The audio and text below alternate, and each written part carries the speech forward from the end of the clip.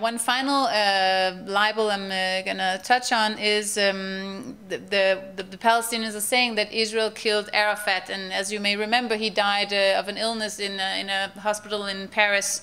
Very often we hear this libel that Israel killed Arafat with poison. This is a member of the PLO's Palestinian National Council who said the late Yasser Arafat until they got him with poison, and also this was in August this year. And now see, this is a PLO cultural festival, so this libel is even incorporated into something that's supposed to be entertaining at a PLO cultural festival. يابا يابا يا ختيار، ليش هيك صار؟ ليش هيك صار؟ اختارك الموت وما كفيت المشوار. ما تسألي ليش هيك صار، ما تسألوا ليش هيك صار. امبارح صلبوا عيسى المسيح واليوم سمموا الوالد الختيار. So the Jews crucified Jesus and they killed Arafat, and now this is striking. The next example I'm going to show you, it's from last year. There was a commemoration of the 5th anniversary of Arafat's death, and the Palestinian Authority arranged a ceremony, and in that ceremony there were video clips of children sending greetings to the Palestinian people. And just look, so I think there was 30 different videos of children, and 6 of those voiced the same libel that Israel killed Arafat. And just listen to these 2 kids. وسمموا اليهود وأنا بكرههم كثير والله يجزيهم. مات وهو مسموم من اليهود. طبعا مش عارف من ايش مات، بس بعرف من يهود أنا. I don't know what he died of, but I know it was the Jews. And just like I pointed out before, it's not about Israelis and Palestinians, it's about the bad Jews. And first of all, it's alarming that the organizers of this festival or this commemoration, they chose to include this libel in the ceremony. And second, of course, we see that the messages come down to the children, and these are like spontaneous responses or sayings by children. So very, very problematic.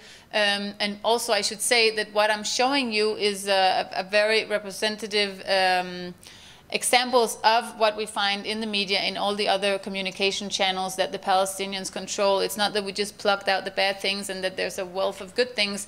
We very, very rarely hear something good about Israel.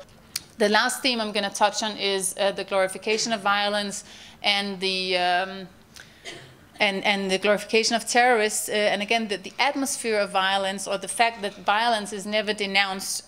This, again, the same PLO cultural festival that I showed you the 2 children before.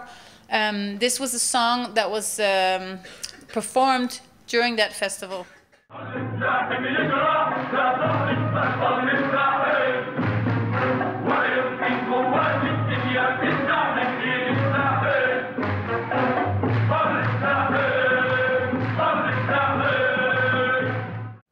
And again, notice, first of all, I should say there was not, in this show, it was several hours show, there was not one song that was about peace. I mean, this was the idea. There were other songs about the Palestinian heritage, but there was not one song promoting peace. And one other thing, look at the dates here below.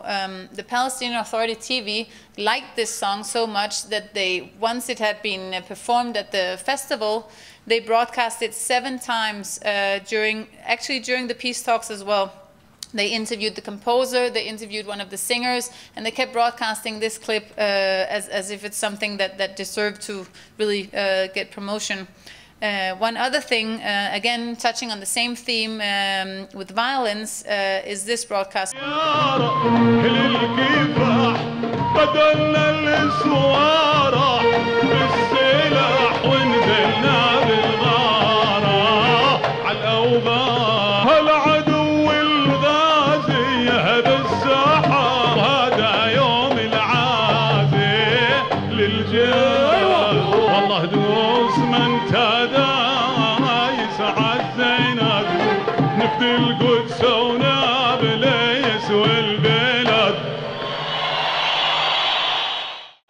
Yeah, notice the last lines, pull the trigger, we shall redeem Jerusalem.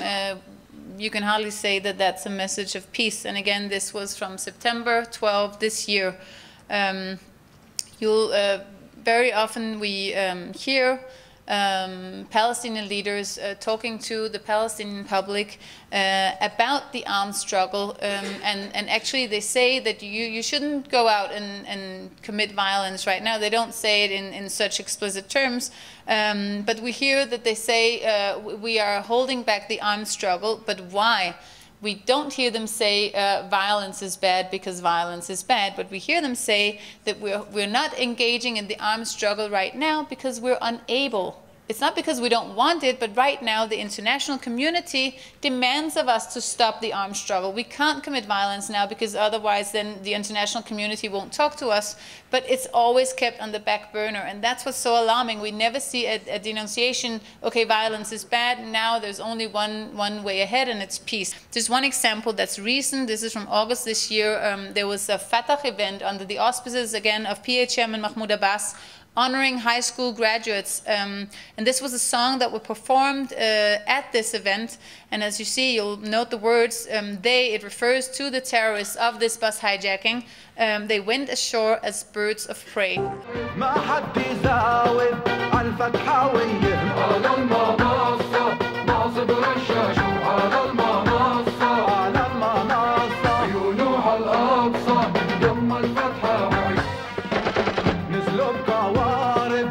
جنب الساحل نزلوا بقوارب دلال تحارب وجنود القاتل دلال تحارب يسلم هالمارد يا فتحاويه يسلم هالمارد نزلوا الكواسر ناشام الصاعقة نزلوا الكواسر رجال الياسر قوات العاصفة اربط وبترجف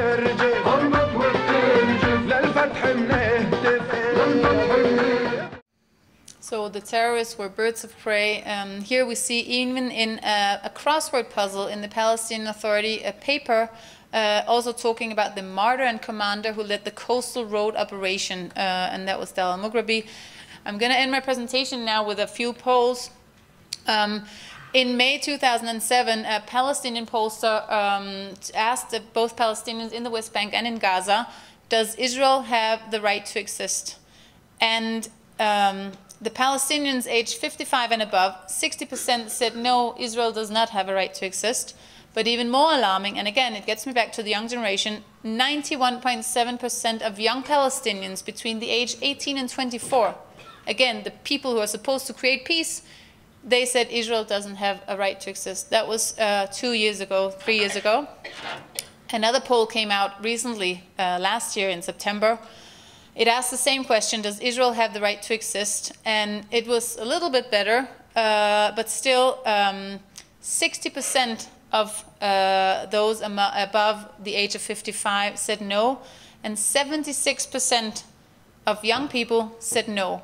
So it's an improvement from 92% down to 76%. Well, that's fantastic. But 76%, it's 2/3, it's 3/4 of the young population. So just imagine what kind of peace can be made. And again, I must stress, I'm not here to say that all Palestinians are bad, not at all. I'm talking about the messages coming from the leadership and not giving these young people a choice. They never hear anything good about Israel. They never hear the term live in peace with Israel or have a legitimate neighbor called Israel. They are fed the things that I've been showing you now, and one of the results is this poll, for example, in 2008, you might remember there was an attack on a Jewish yeshiva, a library with Jewish students, not soldiers, Jewish civilians studying, and Palestinian terrorists went and killed 8 of them. And afterwards, there was a poll in the Palestinian paper that was broadcast, in the New York Times, and 84% of Palestinians supported the terror attack, killing 8 young students in Jerusalem in 2008. So that's a result of what I've been showing you, that when you're fed a diet of constant delegitimization and demonization, you can't really think otherwise. And that's what we think is so much lacking in the Palestinian Authority, and that's what, in such a disharmony with what we hear in English at the negotiation table, there is just no education for peace in the Palestinian Authority. And that's really what's scary about the whole process, that we don't see any follow-up or any commitment to fulfill the obligations that the Palestinians have made to the international society and also to Israel. So I'm going to ask you, based on what I've shown you, is the Palestinian Authority preparing its people for peace? So that's my message. I'm sorry. Well, I hope that you've been encouraged by what you've seen and heard today.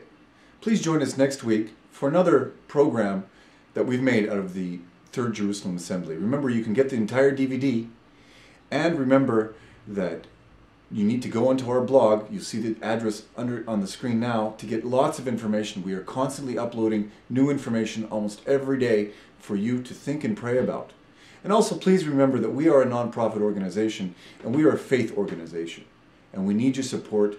We need your daily support so that we can continue bringing you these very important and interesting stories of life in Israel, and comments that will encourage you, and content that will encourage you in your walk and in your efforts to defend Israel, wherever you may be. Thank you, and shalom from Jerusalem.